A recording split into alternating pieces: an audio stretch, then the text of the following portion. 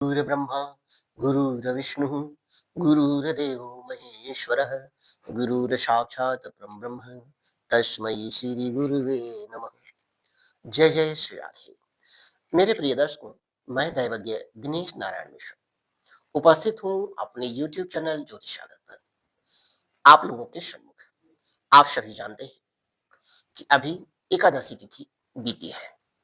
आषाढ़ मास के शुक्ल पक्ष की एकादशी तिथि से भगवान विष्णु सृष्टि के पालन हेतु 4 महीने के लिए योग निद्रा में चले जाते हैं। तत्पश्चात आने वाला समय जो पूर्णमासी का होता है वो गुरुवार के दिन गुरु पूर्णिमा का दिन होता है।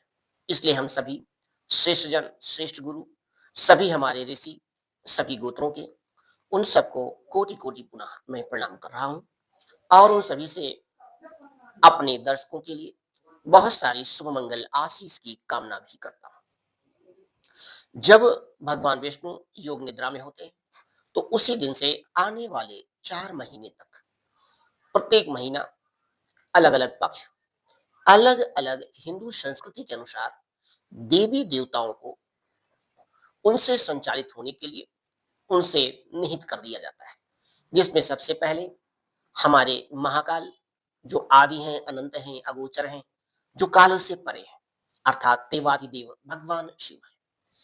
अब इस श्रवण नक्षत्र से शुरू होने वाले श्रावण महीने का कि जो अधिष्ठित देवता उपस्थित हैं पृथ्वी पर, वो हमारे भगवान शिव और माता गौरी है। भगवान शिव के पृथ्वी पे आते ही सभी भगवान शिव के भक्त अतिशय प्रसन्न होकर के उनकी सबसे प्रमुख प्रिय वस्तु जो है वो है शुद्ध जल, और प्रमुख मंत्र उनका जो है वो है श्री राम नाम का जप। तो राम नाम का जप करते हुए शुद्ध जल के अभिषेक करने से भगवान शिव आपकी मनोकामना पूरी कर देते हैं। लेकिन यहीं पर पुराणों में कई ऋषियों ने प्रकृति के अलग अलग वस्तुओं से भगवान शिव का पूजन, अर्चन, आराधना करने पर अलग अलग प्रकार की सिद्धियां प्राप्त होने का प्रमाण मिला है। जैसे अगर आपको धन की कामना है तो आप गन्ने के रस से भगवान शिव का रुद्राभिषेक करें।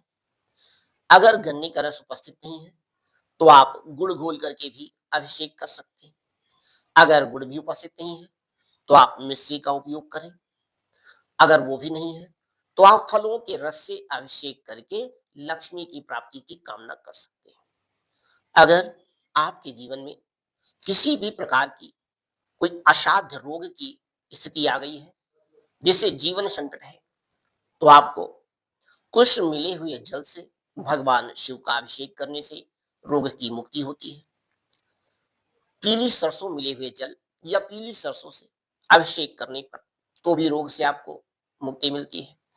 अगर आप अमृता नाम की वनस्पति है, जिसे गिलोय भी कहते हैं, अगर उसको पीस करके उसके रस से भी भगवान शिव का अभिषेक किया जाए तो भी रोग से मुक्ति आपको प्राप्त होती है।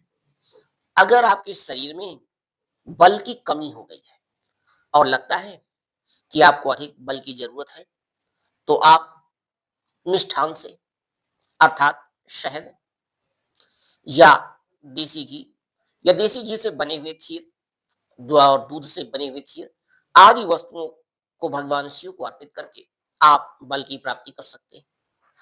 अगर इनके अलावा आपको संतान की कामना है तो आप श्रावण मास में भगवान शिव के लिए श्वेत रंग की ध्वजा अर्पित करें। इससे आपकी मनोकामना पूरी होगी। अगर आप अभिषेक करना चाहते हैं तो आप सबस्सा गाय के दूध से अभिषेक करने पे संतान की कामना पूरी हो जाती है। अगर कुल की उन्नति चाहते हैं तो आप गाय के घी से भी भगवान शिव का अभिषेक कर सकते हैं। साथ ही साथ अष्टगंध चंदन और केसर मिश्रित जल से भी अभिषेक करने से आपको संतान प्राप्ति का प्रमाण पुराणों में मिलता है। इसी प्रकार से अगर आपको अपने पूर्व जन्मगत जन्म जन्मांतर के पाप और पातक नाश की कामना से अगर आप करना चाहते हैं तो आप शहद से, काले तिल से, गंगा जल से आप अभिषेक करेंगे तो आपको मुक्ति की प्राप्ति होगी। अगर आप ऐसा अभिषेक करते हैं तो निश्चित मान के चले कि आपके जीवन से बहुत सारी कष्ट स्वतः भगवान शिव की कृपा से दूर हो जाएंगे और आपकी मनोकामना पूरी होगी। मेरे प्रिय दर्शकों, राम नाम का अखंड संकीर्तन श्रावण मास में, श्री रामचरितमानस का पाठ श्रावण मास में भगवान शिव को सुनाने से, ओम नमः शिवाय पंचाक्षरी मंत्र के जप से, रुद्राष्टाध्यायी का पाठ करते हुए, विभिन्न प्रकार की पूजन योग सामग्री भगवान शिव को अर्पित करते हुए उनका अभिषेक करने से आपकी समस्त मनोकामनाएं पूरी हो जाती है।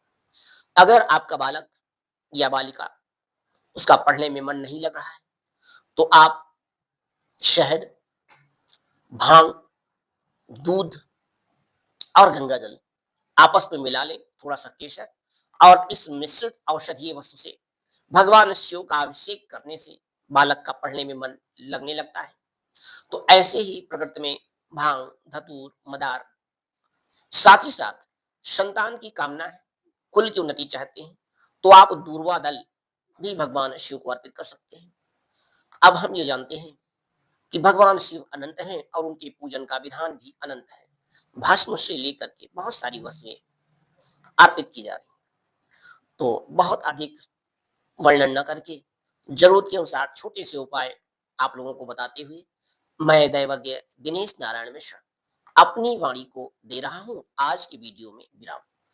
अगले वीडियो में मैं पुनः उपस्थित होऊंगा, लेकिन आपसे एक विनम्र निवेदन कि आप हमारे YouTube चैनल पे हमारे वीडियो को देख रहे हैं तो आप हमारे वीडियो को अपने मित्रों को शेयर करें, लाइक करें, स्वयं भी सब्सक्राइब करें और मित्रों से भी सब्सक्राइब करें।